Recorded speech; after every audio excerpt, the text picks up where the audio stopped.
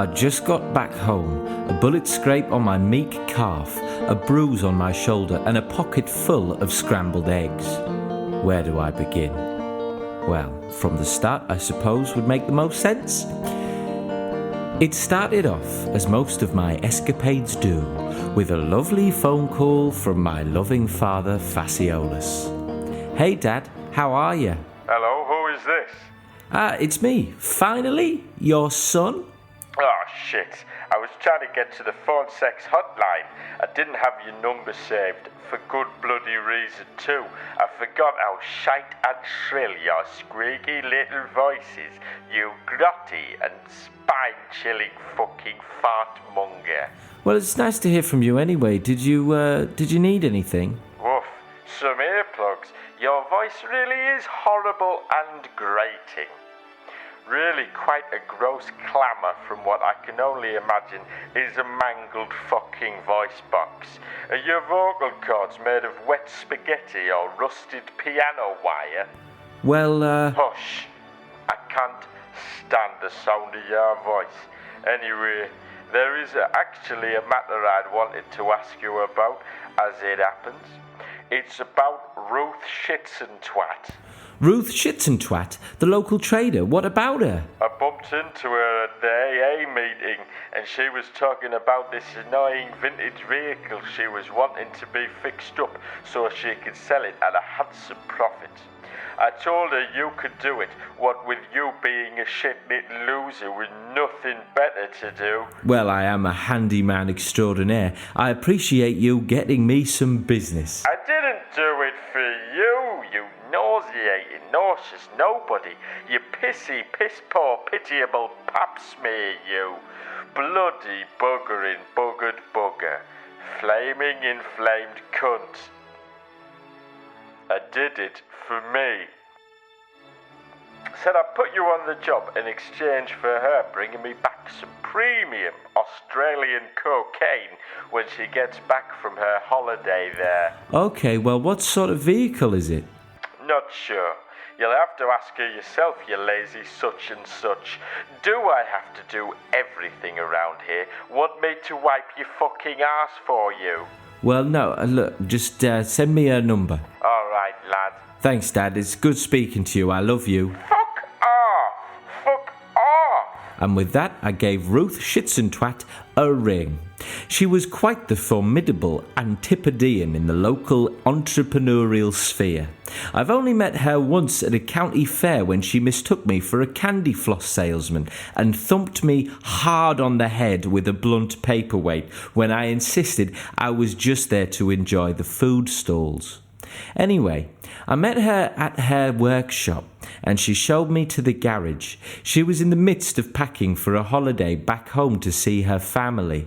She's a tall woman with greasy brown hair slicked back, revealing powerful widow's peaks. Her face was vulture-like, and her hands were ones of a lifelong hard worker. When I shook her hand to greet her, it felt like I was holding on to a polyurethane decorative ceiling rose, what with the cracked and hardened topography of her calluses. So, Ruth, what's this vehicle you want me to do up? Your dad was fucking right. You've got a real annoying fucking voice, little fella. Anyway, let me pop the fucking garage open so you can see. There's the fucking beaut. Let me pop the light on so you can ogle her better. You look like an ogler, you know, the type of bloke who only smokes on his balcony as an excuse to watch the right and bouncy asses of women minding their own fucking business.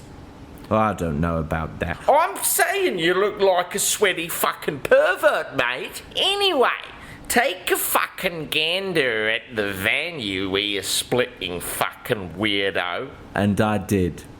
Decorated in a veil of dust and cobwebs was a vehicle I had not seen since I was a young boy in Porkborough.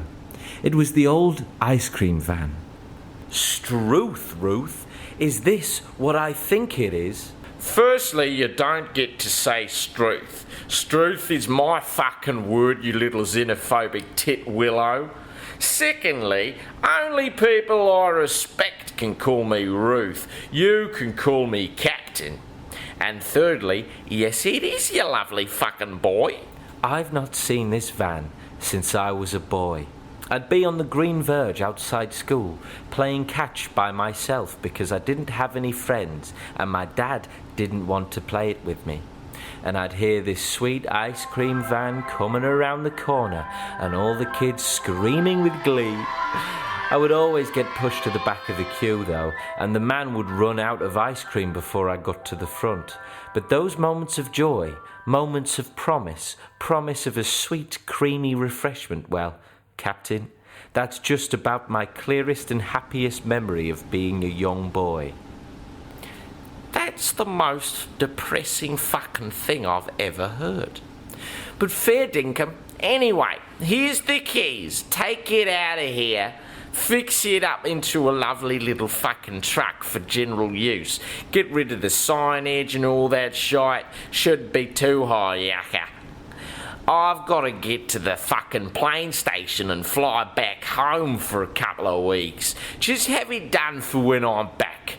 Anyway, I'm fucking off. Oh, but finally... Yes, Ruth? Captain? Don't fuck me over, or I'm going to put an end to you. Sure thing, Captain. And she left me with this old dust bucket. I spent the next few days cleaning the van, having parked it on the street near my bedsit. I figured I'd best get the dust and crud out of it before I took down all the old ice cream signs and boards and removed the ice cream equipment. It was a real gem, this old thing. I almost felt honoured to be on the inside of it. I itemised its features and amenities in my head as I cleaned them. It was a beautiful white with baby pink decals and font. It was an F-Reg coach-built Mercedes with power steering and a passenger seat. It boasted both an 8-lid holdover freezer and a custom 2-lid side-scooping holdover freezer, both with adjustable temperatures by the looks of it. Dual compressors, dual sinks, a roof vent, an extra-wide serving window beside an untouched ice cream menu on the external side chassis. And I was just gobsmacked to see how cheap ice cream used to be back when a 99p was 99p. After I cleaned the old girl up, I looked at the freezers and ice cream dispenser, thinking Ruth may want to scrap these parts or sell them second hand. I thought I'd ought to test that they still worked, so bought some ingredients to get her going. My God, did it still work. Under the dispenser, I held my waffle cone out and, with a degree of caution, pulled on the handle. The ice cream poured delicately out of the nozzle like a spiral of milky, sugary, fluffy dreams. Last time I've seen anything remotely similar to this perfect, creamy pour was December 1st, after a very and depressingly successful and completely accidental no-nut November.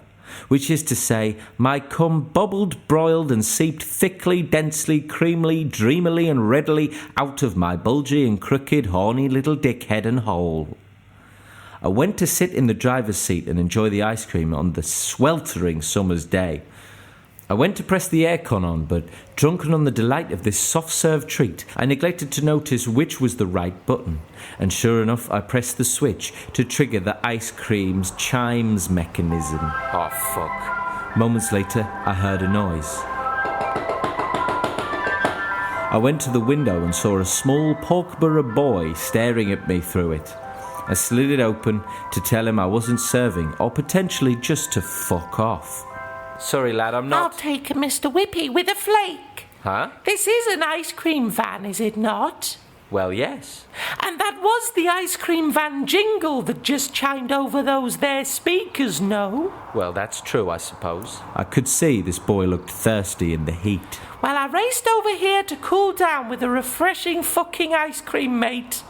I thought I probably didn't have enough money for an ice cream, especially in this recession, you know, austerity and the current economic climate and that. But seeing your menu board, what an amazing price list. Well, it's not... Please, help a poor sweaty little fatso like me out, will you, miss? I looked deep into his pudgy face and saw myself as a boy no older than him, racing to this very van, hoping to get a scoop. I couldn't serve him, not really. I didn't pay business tax and it would be an illegal service I'd be providing. Please, it's all that would make me happy, and if you don't, I might do something bad. I might do something nobody would like, something truly awful. Okay, kid. Whippy and a flake coming right up. That'll be 99p for the ice cream, and as I'm feeling nice, the flake is on me. Oh, wow! That's amazing! I felt good, like a Samaritan. I turned to pour through the ice cream, popped the flaky, chocolatey flake in it with a natural flourish, as if in my past life I was born a vendor. And as I turned back, there were now 11 people in an orderly line behind him. Fuck. Well, what was I supposed to do, diary? Turn all these thirsty locals down? They couldn't believe their luck. There had only been one ice cream van operating in the last decade, but it had hiked prices after the coalition and some vigilante locals firebombed it, killing the ice cream man and his wife in a fiery, heroic blaze. And now there was me, with a menu older than me, with prices that did not match the profit margins necessary to open a business in today's society. I repeat, fuck. So I kept trading, even though it was at a loss, but cautious about the fact I was doing so without having it regulated by the hygiene department of the West Bonkshire Council, nor paying the legal business rates. This was all illegal, but I was doing it for the greater good of my people. Over the next week, I served everyone, from the noble Bonkshire aristocrats to the lowly paupers of the town centre side streets. I even began wearing the traditional service whites of the bygone ice cream man. I served my dad. You look like a pestiferous fanny fan in that little uniform, boy. Now give me a screwball soft serve before I enter that coach-built van through the serving window and lamp you on that thick skull.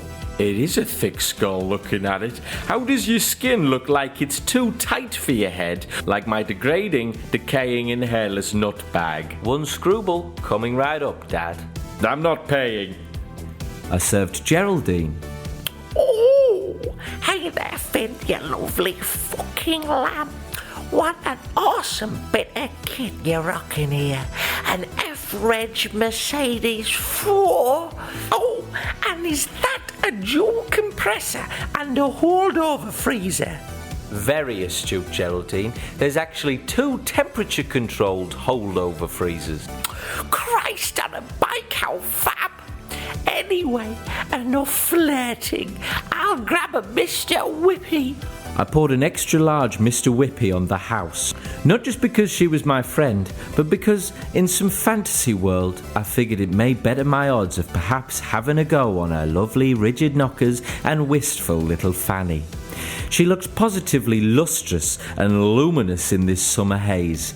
She wore cut-off jean shorts that rode up so high one of her thickened twat lips was half visible. She also wore a tight and poorly fitting vest, and from up in my van, like a horny sniper's nest, I could look straight down into the dark abyssal cleavage, like a cavern of wet, beautiful dreams. Thank God she couldn't see the way my white trousers were taut around my cockshaft and ballsack. The feeling of the soft material made me dribble a quick shot of slimy, translucent spunk. Thanks for that, Finn. Oh, what a top bloke you are. My pleasure. I also served Carleen. Wowee! A fucking Mr. Chippy and 2 fucking flakes! They're both for my lovely boy and myself, you see. My husband, he really fucking loves a monkey biscuit. That's what I call flakes. Finally, you monkey madman, you look like a handsome man serving ice cream at such a twattingly good price, you big lovely honey pot. Oh, gold mine of a man, hot, hot, hot day, cold, cold, cold cream, monkey. Thanks for that, Finn, you fucking lovely boy! You're such a lovely boy! I also served Herbert Bollocks. Oh, hey, Mr. Bollocks. Do I fucking know you, mate? Where's my cream? Yeah, it's finally Abrams. Never heard that name before in my life. You're not one of those ones who's made those accusations against me, are ya? No. Well, look, little boy, this is a wonderful, wonderful ride you've got here. I love you. I especially love the B-shaped soft rubber car door seal strip I noticed in your driver's side door. And thanks for the ice cream and the great fucking prices. Thanks. I also served Ray, the conspiracy theorist, and his landlord, Keith. Well now, I feel like I'm by the fucking seaside or some such similar type of place or venue.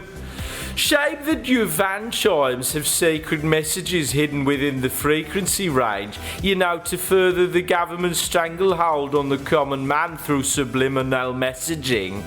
Luckily, I've deafened myself to that frequency range by listening to Carol Vorderman radio snippets on full volume in in-ear skull candy headphones. Shut the fuck up, Ray. Here, finally, have you got any mini milks that taste like a Lost Mary watermelon ice vape? I'll see what I can do. And say, I like that t-shirt, Keith. Thanks, it's a bit of a joke.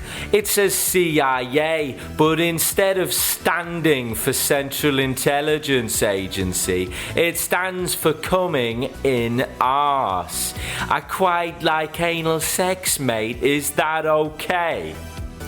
Yeah, to each his own, I suppose. I even served the Rovers, who I've not seen in months. Turns out they've taken in a new tenant who is okay joining in their cuckolding escapades. And you'll never guess who it is, but Wildman Walter, Bear Grylls' ex. Hello, finally. Can we get 3 scoops of mint choc chip, you lovely, lovely boy? Of course. It's good to see you all looking well. Especially you, Walter. Last time I saw you, you were cradling your own poo like a baby. Indeed, but these kind people took me into their home. Mr. Rover is a top bloke and great at gardening. He's also let me use his wife like a fucking condom.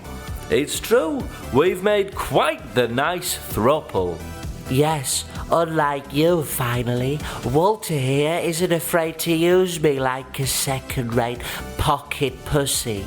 He bends me over in front of me husband and has a right play about on my holes with his knob and fingers. But hey, our door's always open if you want to come over and just rub on it a little bit. Just a little bit. This was what summer in Porkborough is all about, I thought.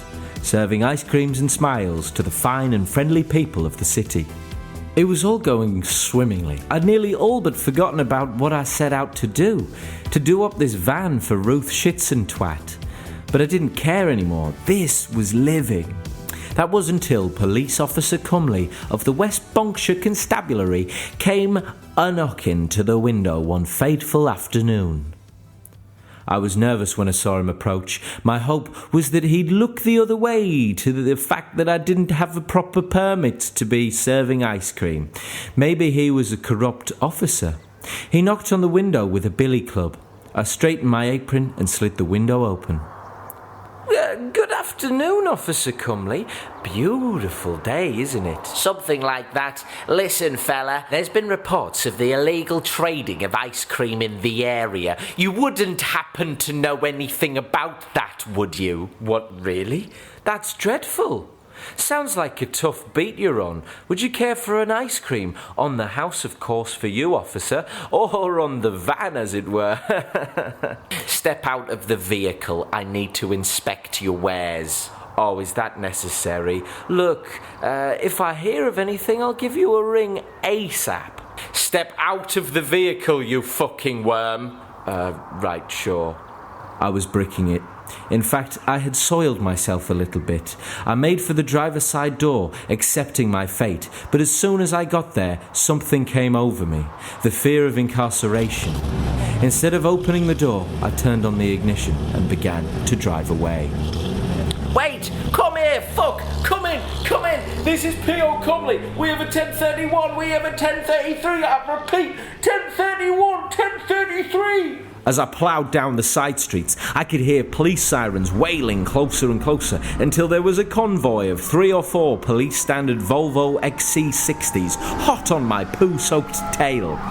It was a rarefied police chase. I could hear a helicopter overhead and was sweating harder than I've ever swat. Over the vehicle. We're only gonna shoot you in the head.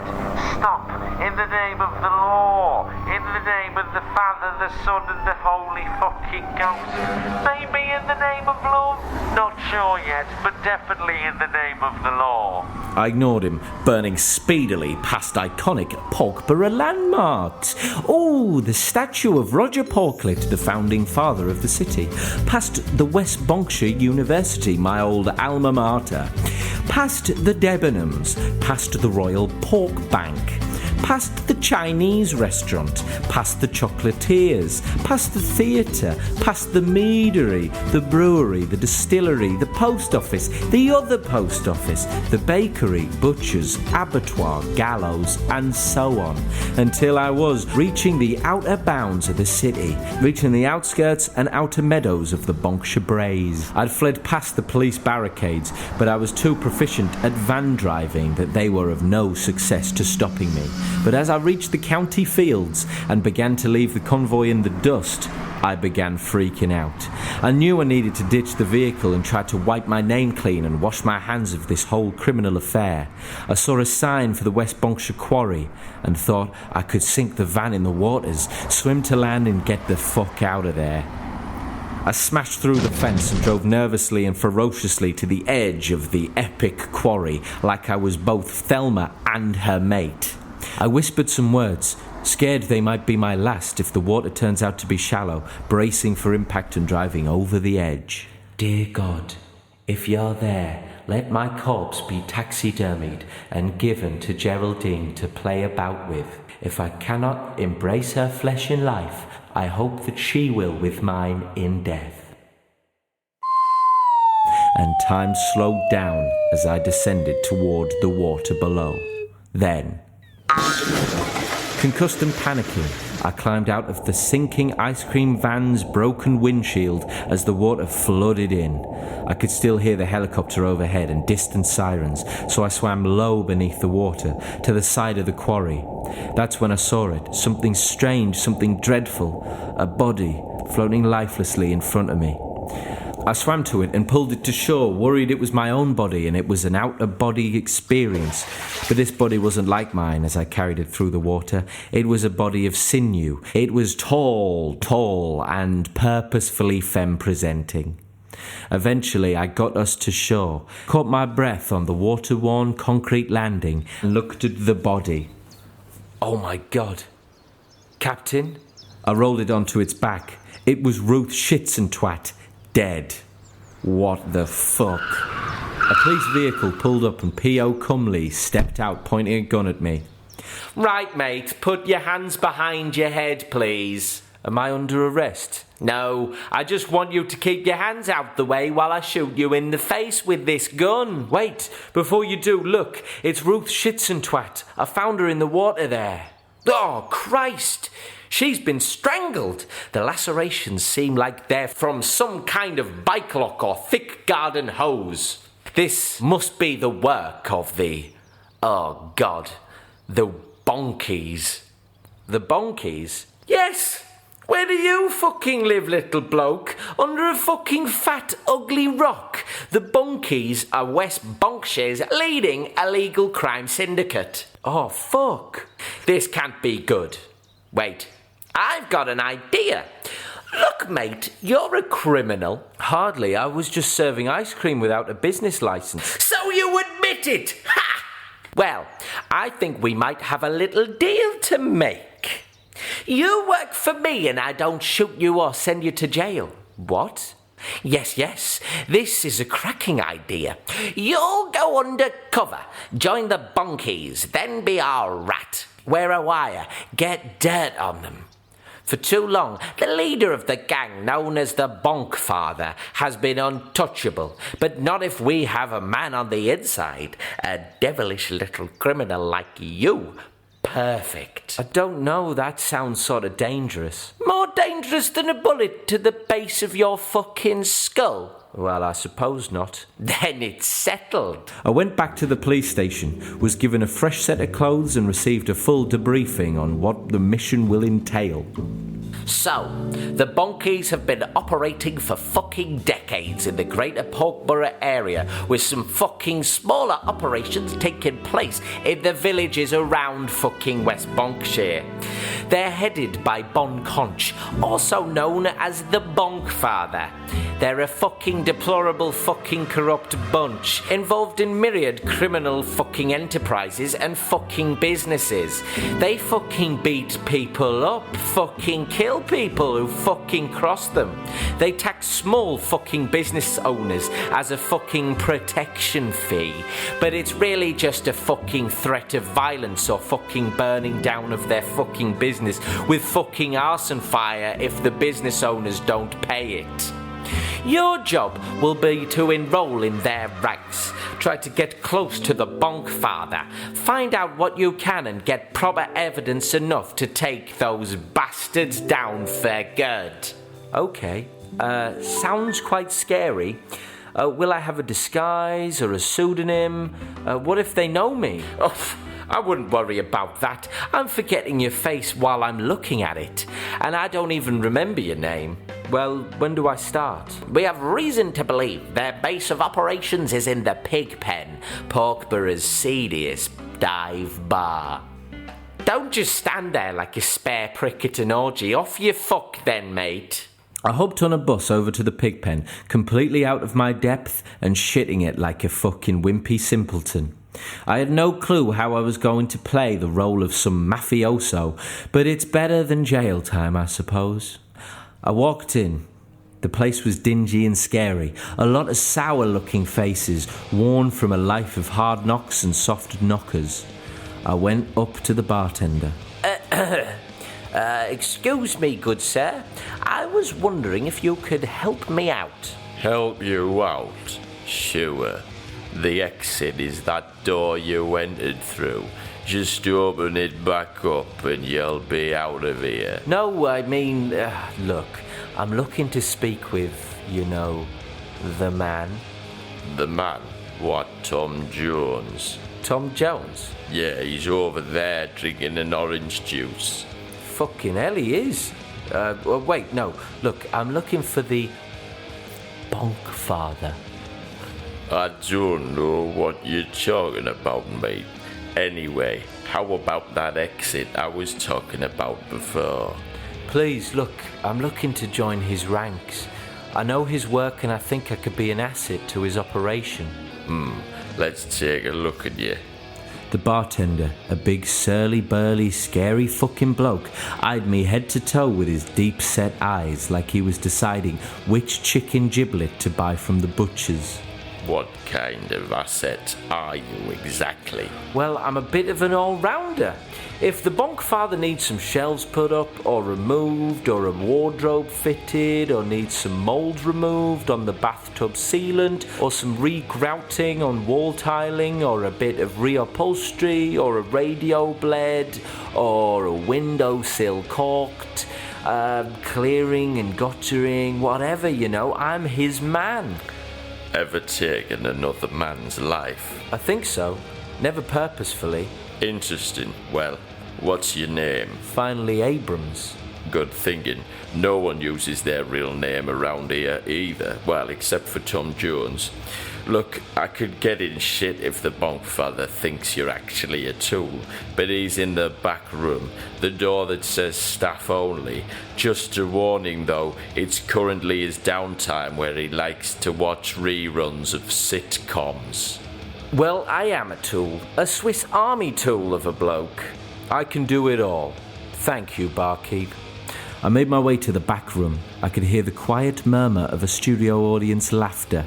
On a TV set. I knocked. Enter. I did. There, cast in shadow on a beautiful antique armchair, was a foreboding oaf of a man in a dark black suit. In front of him, an episode of Friends paused on the TV, two of the leading characters at some ceremony. Plumes of cigar smoke billowed from his mouth. And what business do you disturb the bank, father? I'm looking to serve you, my liege. He turned to face me, his face weathered with crime. You come to me, asking for a job, during the episode of Monica and Chandler's wedding? Put your hands behind your head, boy. I'm gonna shoot you in the face. Oh, shit. I got on my knees again and put my hands behind my head. As I held my eyes shut, hoping once again to be taxidermied into a makeshift sex pillow for Geraldine, someone burst in behind me, knocking me to the floor. Down! Bonk, father! What's the matter, Pippi? It's Winkle. He's been shot by the ribbits. The fucking ribbits. They've been a pain in my side since they were mean to me about liking audiobooks instead of reading books. Poor Winkle. He was my right-hand man. I looked up and saw the bonk father rub the bridge of his nose, frustrated. Then he looked up and at me. Hey, you. Looks like it's your lucky day. A position just opened. You start immediately. Pippi, get this guy a suit. Who is this guy, boss? My new number 2. To be honest, I thought you'd make me your number 2, boss. You thought wrong, Pippi. You're perfect exactly as you are. Doing exactly what you're doing. Well, who actually is this, though? He seems to have wet himself on the rug. We'll find out, child. We'll need to give him a fake name. Keep things safe. I stood up, staring at the bonk father and his henchman Pippi. Something ridiculous. Something no one would choose, but would suit exactly him. How about, finally Abrams? Oh, but that's actually... Good thinking, boss. That's a ridiculous fucking name. Let's get you to the tailor then, finally. And so it was. I had fumbled my way into being the right-hand man of West Bonkshire's most feared crime syndicate leader. Codename Finally Abrams. Real name, also Finally Abrams. I spent the next month working for the bonk father, running jobs for him. You know, smuggling drugs, trading illegal weapons, burning down houses, refitting a couple of lampshades, but the usual sort of gangster business. Slowly gaining his trust whilst regularly reporting back to P.O. Cumley, accruing as much evidence as I could and helping him build a report to turn into an appeal to the high-up authorities of the United Kingdom. One day, the bonk father told me a local chain hadn't paid him for the protection fee that month and that I ought to go there and roughhouse them into submission. Militantly, I obliged, but then he told me the business name. He told me it was our local B&Q. I was morose, but I headed over. I arrived at the B&Q loading bay, timing it to when Geraldine usually is off work for the day. But for whatever reason, she was there, stood, smoking on a cigarette with the amiable worldliness of an opulent duchess. I'd not seen her in ages, and while I was there on Bonky's business, it was a welcome respite to all the crime I had been committing. I approached as Geraldine continued toking on her ciggy and spooning scrambled eggs straight in her mouth from a very warm-looking Tupperware box. Well, look at you, Finn, dressed to the nines in that black suit. Off to a funeral? No, here on business. Oh, business. Very fucking formal and lovely. Well, it's nice to see you. I thought you died in that quarry after your dad tipped the police off to your illegal ice cream trading. But what are you doing here? I thought you normally finished early on Thursdays. Oh, you lovely little creep. Knowing my work schedule, you've been spying on me. No. Well, the manager is ill with COVID-20.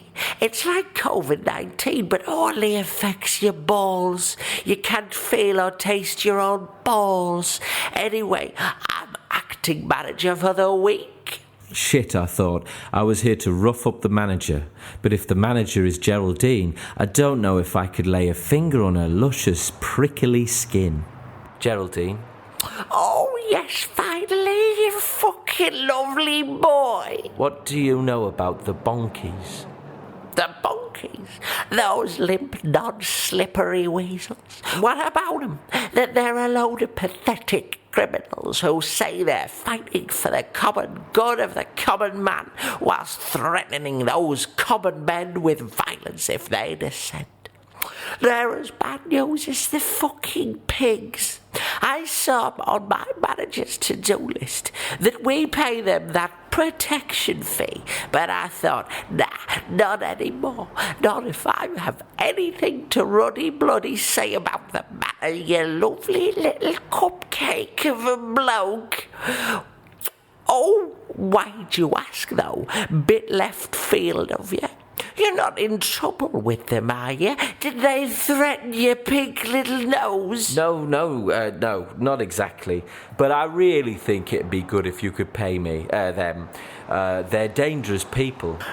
Oh, dangerous, my fabulous arse. They're wimps. They're losers. Geraldine spanked her own arse as she said that. Fucking hell. Just wow. Just wow. Please, Geraldine, just pay them. Oh, hold that silly thought, Finn, you gorgeous little lad. Who's that shrimpy bloke over there? I turned and saw Pippi, a face like thunder and storming right up to us. Finally, that's not roughhousing. You're meant to strike fear in the heart of this poorly dressed woman. Pippi, what are you doing here? I've never trusted you, finally, or whatever your bloody name is. You seemed like a fluffy little shitbird, as far as I'm concerned. I tailed you here to confirm my suspicions. What do you mean? The bunkfather might not see it, but I do. See what? Well, that you're wearing a fucking wire, for starters. I looked down and saw the small police-issue microphone poking out from my shirt collar. I thought that if it was taped under my shirt, the audio quality would be muffled. Oh, shit. I mean, that's just a birthmark. Pippi then ripped my shirt open and the full mic rig was clear as day between my very interesting-looking nipples. Pippi, it's not what you think. Listen, you shitty bitch. I was meant to be the Bonkfather's right-hand man. I've known him my whole life. He's like a father to me, a real father. But he never seemed to trust me enough. I turned to the Ribbits and asked them to take care of Winkle. They said they would in exchange for me taking care of Ruth Schützentwat, because she didn't deliver them the right amount of Australian cocaine. I agreed, killing her and dumping her body in the Berkshire quarry. And then you stumble in and take my rightful place. I had planned it, but it seemed hopeless. But either way, I never trusted you. And now I know you're as much as a traitor as I am. Fuck you. Oh, wow, fella. That's an awful lot of information to tell us both, especially since finally here is wearing that microphone you pointed out. Oh, shit. Well, now you both have to die. Pippi pulled out a revolver and clicked it, point blank at me. Oh, no, you don't, you monkey bonky tit. Geraldine stubbed a ciggy out on his forearm and he dropped his gun. It fired and the bullet grazed my calf. Ow, that hurt like a cunt. I pushed Pippi over as he writhed in pain from the burn, and Geraldine and I hopped in my transit while she filled her mouth with more scrambled egg. Oh, quick, Finn, drive. I could see in the wing mirror Pippi hop into his 1950s Lincoln Continental. Where to, Geraldine? I'm not very good at car chases, I've learnt. Oh, what to know? Could hide out in your place. Oh, no, probably not. Safe there. That was a lie. My bedsit was a tip, and if I were to have Geraldine over, even to lay low while a maniacal gangster seeks to kill us, I'd need to clean up loads of filled condoms from all my posh wanks I've been having. They save on the cleanup, you see, and I was storming through Kleenex like it was a fucking sport. Let's go to my dad's. Oh, good thinking.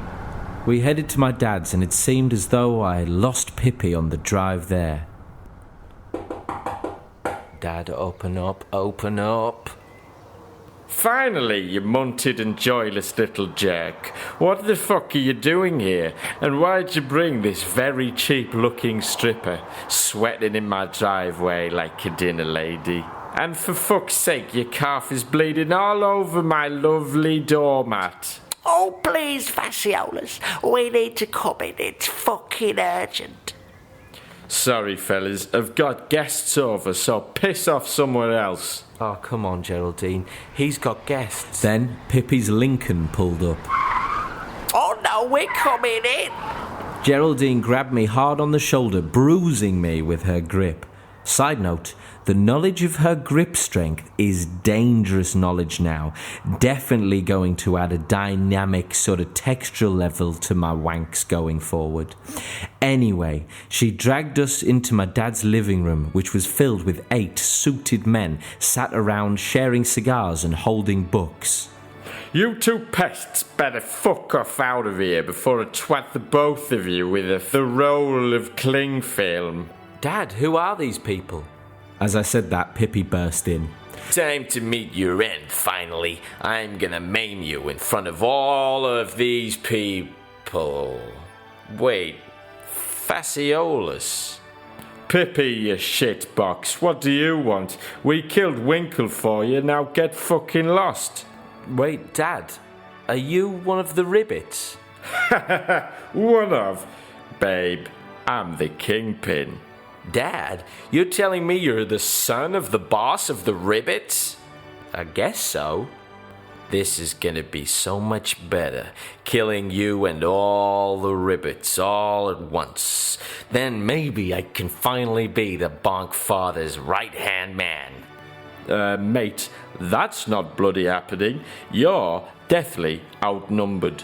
Pippi looked around at all the angry-looking men in the room. Oh, wait, shit, yeah.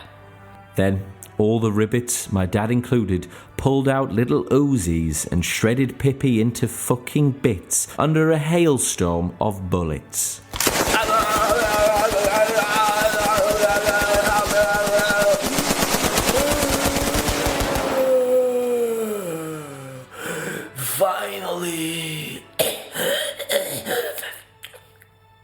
Finally, avenge me.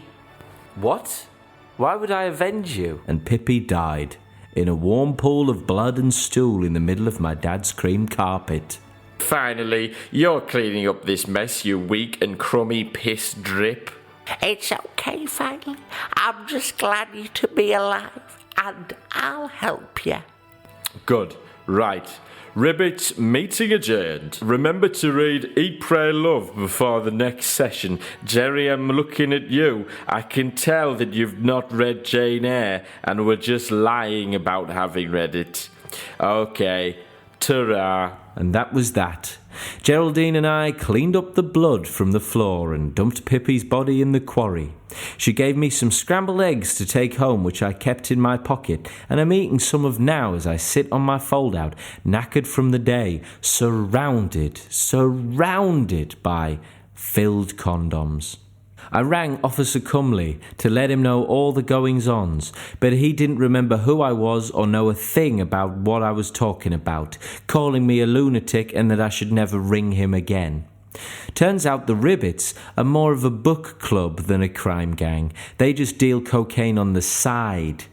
So fairly harmless despite the double homicide, but I suppose Ruth just didn't meet the quota. Hopefully Bon Conch, the Bonk Father, won't be too upset when I resign tomorrow. But that's for tomorrow. In my downtime, I've been whittling away a little story of my own, and I figured what better way to sign off a rather busy day than with a little snippet. The story is called The Lilies of the Lake, and it's about an aristocratic young woman raised during the olden British regency who is set to marry a well-to-do son of a French earl, but has fallen for an exciting young laundry worker who's really rather good at sex. This chapter is about the love interest coming toe-to-toe with the wanky groom. Anyway, I'm off to tend to the bullet scrape on my calf, take some paracetamol for my bruised shoulder, eat some more pocket eggs, and rub harshly on my prick whilst thinking about Geraldine's unyielding hand grip. Good night, diary.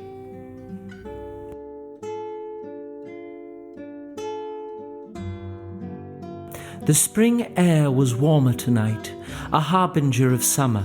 Of all my 20 years in my home of Titcraven Manor, I'd never appreciated the grounds so much. I'd despised them, despised the tended gardens, pruned azalea trees, and the manicured hedgerows, for they were only for the pleasure and leisure of my aristocratic family.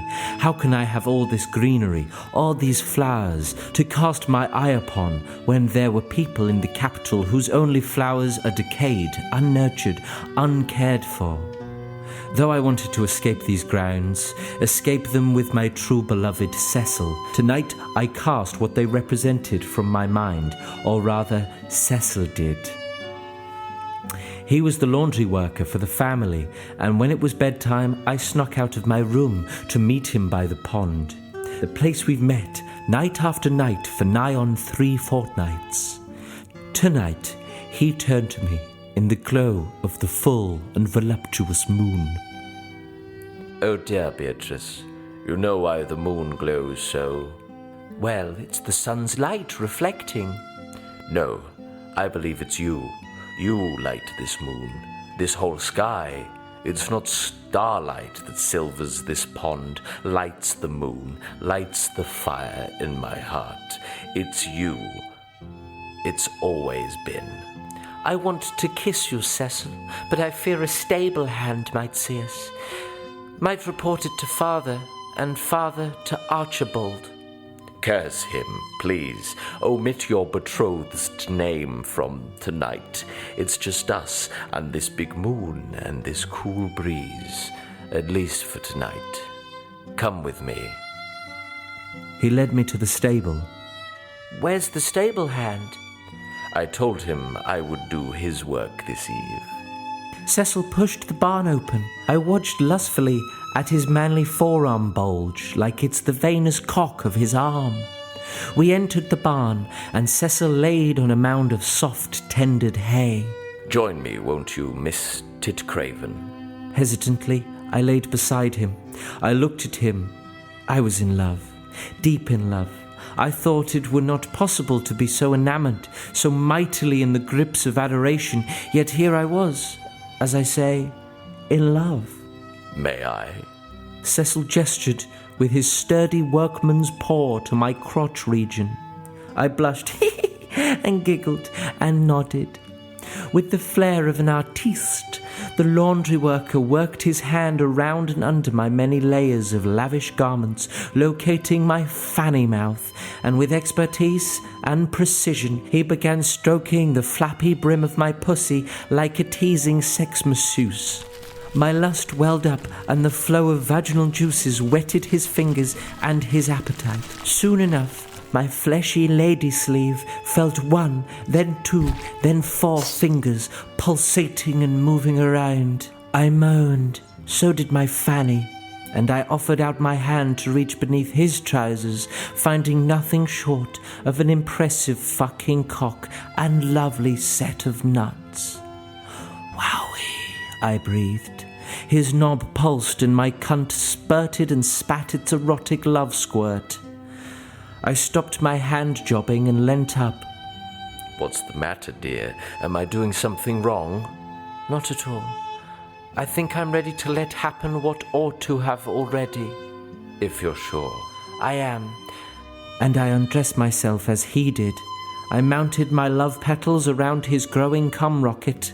and we were intertwined, my swelling boobs rubbing up on his absolutely fucking yoked chest and abs. I came, and though fatigued and dizzy on love, I had no want to stop, and he whispered softly, Oh, dear Beatrice, I love you, and I love being around you, and I love you being wrapped around me, and being intimate with you is the most important thing to happen. Now let me pull out. I want to fucking spaff on your tits, love. I pulled him out of me and eagerly awaited his load as he stood over me. Oh, fuck, Beatrice, I'm finna about a bust. Zut, how dare you come on my lady's breasts? Oh, fuck. Shit. I rubbed Cecil's seed with some hay and fumbled some clothes on. Cecil stood there, half-mast and fists clenched. My gruesome groom, Archibald de Camois, was stood at the barn doors, his fencing sword readied. Step back from my woman. I shall slice you up with my épée. Fuck off, Arch, you grim twat, before I beat you to a French pulp. Go, Archibald, we can discuss this later. Tu es sérieux? Pah! Like fuck! I shall fence this poor prick down to his very impressively chiseled shins. That was my aristocratic pussy to claim, not yours, boy. Though it looks like you know what you're doing, in another life we could have been friends. I would have let you wash my clothes, and I would have let you tell me how to be good at sex. Hélas, and en garde! Stop! Archibald fléchid and advanced, sidestepping with fancy French footwork towards Cecil. With a balestra he hopped and hoped to jab Cecil with the end of his épée.